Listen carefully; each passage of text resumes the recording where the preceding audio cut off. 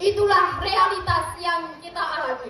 Oleh karenanya, kita harus bertindak, kita harus bergerak, tidak boleh berpangku tangan. Kita harus bahu-membahu melawan hoax. Setuju, hadirin? Hadirin yang berbahagia, kejahatan berita palsu telah mewarnai aktivitas masyarakat kita. Di antaranya, pertama, hoax yang terkait dengan politik, ekonomi, dan sosial. Detik.com pada bulan Februari tahun 2022 melaporkan Kepolisian Daerah Nusa Tenggara Barat berhasil menangkap petuah koperasi serta usaha Rinjani atas dugaan penyebaran hoax bahwa pemerintah menyembunyikan dana pemulihan ekonomi nasional sebesar 100 juta. Akibat hoax itu, masyarakat terprovokasi menghujat pemerintah melalui unjuk rasa. Mengingat bahaya hoax terhadap masa depan bangsa, apakah kita setuju bahwa siapapun yang menyebarkan hoax harus dihukum berat? Setuju, hadirin? Yang kedua, masalah kesehatan juga pernah dihebohkan oleh oknum penyebar hoax. Liputan 6.com pada tanggal 15 Januari 2022 melaporkan berita yang sangat memprihatinkan, yaitu adanya 27 kasus hoax selama masa pandemi. Antara lain bahwa virus COVID-19 adalah virus buatan, bisa menular melalui udara, bisa mati di ruangan panas, dan vaksin COVID terbuat dari bahan babi serta bisa menyebabkan kelumpuhan pasca vaksinasi. Jadi jelaslah hadirin, kejahatan berita palsu benar-benar ada dalam realitas masyarakat kita dan dampak negatifnya sangat besar, yaitu pertama, menyesatkan dan membodohi masyarakat serta merusak persatuan dan kesatuan bangsa. Dan yang kedua, mengganggu jalannya program-program pemerintah yang telah disepakati bersama legislatif.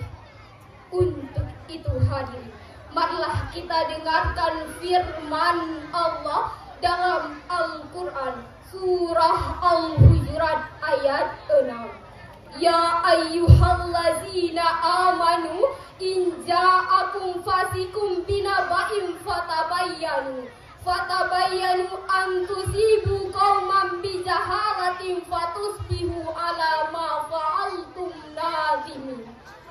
Wahai orang-orang yang beriman, jika seseorang fasik datang kepadamu membawakan suatu berita, maka telitilah kebenarannya agar kamu tidak mencelakakan suatu kaum karena kebodohan, kecerobohan yang akhirnya kamu menyesali perbuatanmu itu. Dewan Hakim, hadirin rahimakumullah. Dalam tafsir Al-Azhar karya Profesor Hamka dijelaskan bahwa turunnya surah Al-Hujurat ayat ini berkenaan dengan kisah Bani Mustalik. Mereka dituduh merencana membunuh Al-Walid, utusan Nabi, untuk menarik zakat mereka. Padahal hadirin, berdasarkan laporan yang sebenarnya, Bani Mustalik justru datang berduyun-duyun menyambut kedatangan Al-Walid untuk membayar zakat. Maka kata fasik dalam ayat ini artinya pembohong atau banyak melakukan dosa. Berdasarkan ayat ini, ada beberapa hal yang harus kita lakukan. Antara lain, kita tidak boleh menelan mentah-mentah suatu informasi yang diragukan kejujurannya. Kita harus melakukan check and recheck, yakni memeriksa berkali-kali agar tidak terjadi konflik. Rasulullah Rasulullah Sallallahu Alaihi Wasallam pernah berpesan kepada kita, iyyakum wal kadhib fa innal kadhiba yahdi ilal fujur wa innal fujur yahdi ilan nar.